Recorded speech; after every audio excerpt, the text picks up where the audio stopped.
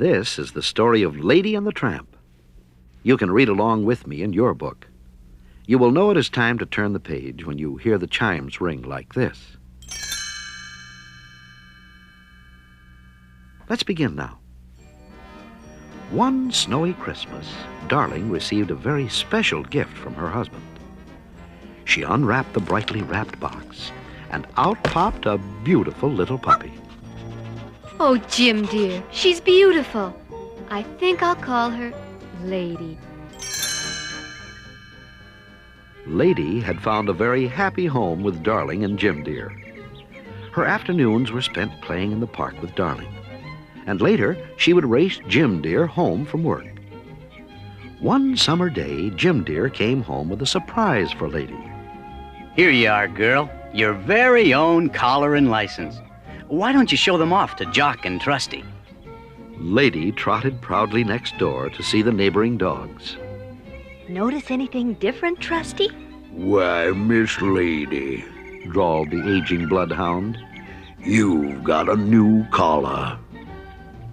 Jock the Scotty added, Aye, and it looks very expensive.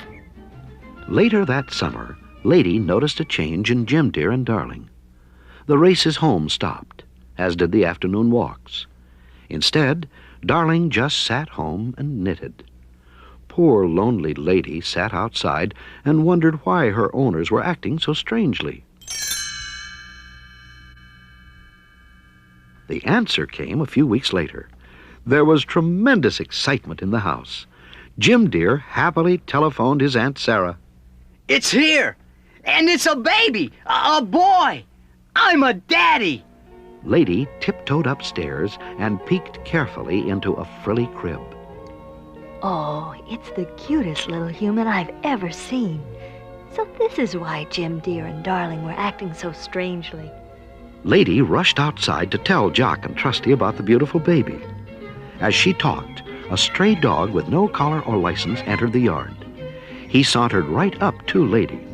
Hello, Pigeon. I couldn't help overhearing your conversation, and I think you're all wrong. Why, babies are just cute little bundles of trouble. Jock had heard about this intruder. His name was Tramp, and he always managed to escape the dog catcher's net. Jock didn't like him. Off with you now, you mongrel!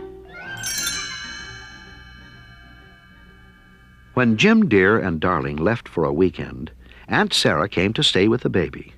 And much to Lady's dismay, Aunt Sarah had brought along her 2 Siamese cats. They were troublemakers from the start.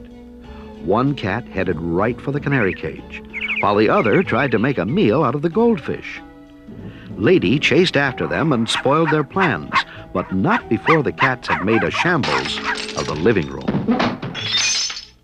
Aunt Sarah came running. Merciful heavens! Look at this mess! The 2 pesky cats pretended to be hurt. Aunt Sarah cuddled them. Did that wicked dog attack you, my innocent little angels? Well, I know how to take care of that ruffian.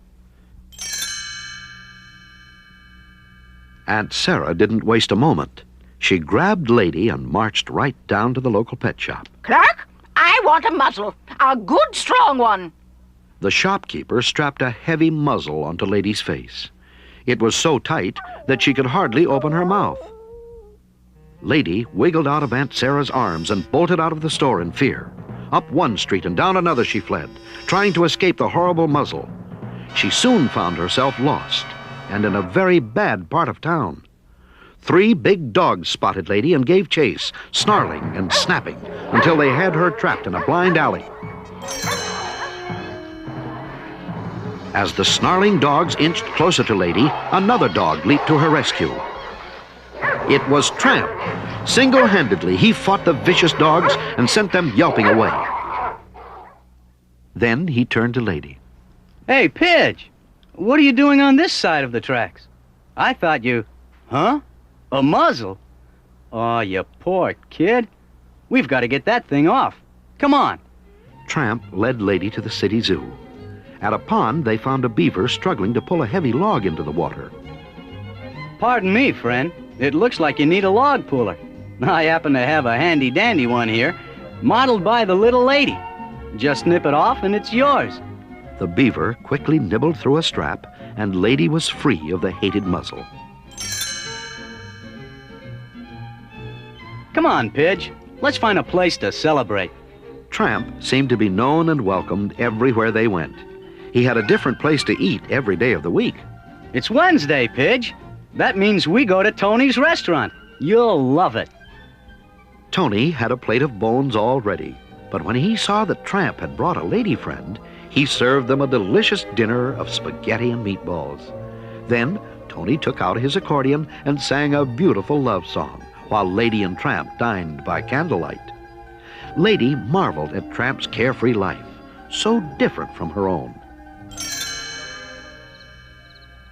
After the romantic dinner, Lady and Tramp walked through the park to the top of a hill overlooking the city. Look down there, Pigeon. There's a great big world out there with no fence around it, where two dogs like us could find adventure and excitement. It sounds wonderful, Tramp, but who would watch over Jim dear, Darling, and the baby? You win, Pidge. I guess we're just too different. As he escorted Lady home, Tramp noticed some hens sleeping in a yard. Hey, let's wake up those fat, lazy biddies. But won't we hurt them, Tramp? Nah, we'll just stir them up a bit. It'll be fun. Tramp raced into the yard, barking wildly. Chickens went fluttering and squawking about until the owner rushed outside with his shotgun. That's the signal to get out of here, Pidge.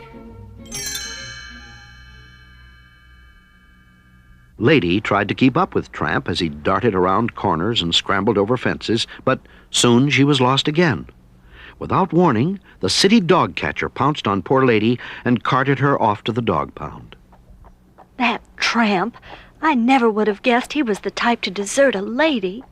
Lady had never been so scared and humiliated in all her life. The dingy pound was full of sad, scruffy dogs who stared longingly at her license. They told her that it was her ticket out of there and wished they all had one too. Soon Aunt Sarah arrived to take Lady home, but as punishment for running away, she chained her to the doghouse. Poor Lady was feeling lonely and sad when Tramp came trotting into the yard. Hi, Pidge. I heard what happened. I came over to tell you how sorry I am. You ran out on me and I took the blame. It was so embarrassing. I never want to see you again. Goodbye. As Tramp hung his head and turned to leave, Lady spied a big, ugly rat climbing into the baby's window. She tugged on her chain and desperately called for help. Tramp, hurry! There's a rat in the baby's room. Tramp raced into the house and up the stairs and burst into the baby's room. The rat was creeping toward the baby's crib. Tramp pounced on the rat and killed it. The noise from Tramp's fight awakened Aunt Sarah. She rushed into the baby's room. Oh, you vicious brute! Trying to attack the baby! Aunt Sarah hadn't even seen the rat. She forced Tramp into a closet and locked the door. Now I'll call the dog catcher and have that brute taken away. Jock and Trusty watched as Tramp was locked in the dog catcher's wagon. Well, Trusty, there he goes off to the pound. I was certain he was no good the moment I first laid eyes on him. Yeah, but I never thought he'd attack a helpless baby. Just then, Jim Dear and Darling returned home. Lady gave a desperate tug and broke her chain. She ran into the house, barking frantically at Jim Dear. Look, Darling, Lady's trying to tell us something. What is it, girl? Lady raced upstairs to the baby's room to show Jim Dear the truth. Oh, my goodness! Darling, come here! What is it, Jim? Oh, a rat! That means that Tramp is actually innocent. He saved the baby. But now he's being taken to the dog pound to be destroyed. When Jock overheard this, he felt ashamed. Trusty, we've misjudged Tramp badly. We've got to rescue him. The two dogs raced after the dog catcher's wagon, barking fiercely. The frightened horses bolted. The wagon overturned, and the door sprang open. Tramp was free. Jim Dear and Darling were so grateful to Tramp that they bought him a collar and license. Now he was part of the family. The next Christmas, Lady and Tramp celebrated with their own family. 4 adorable puppies.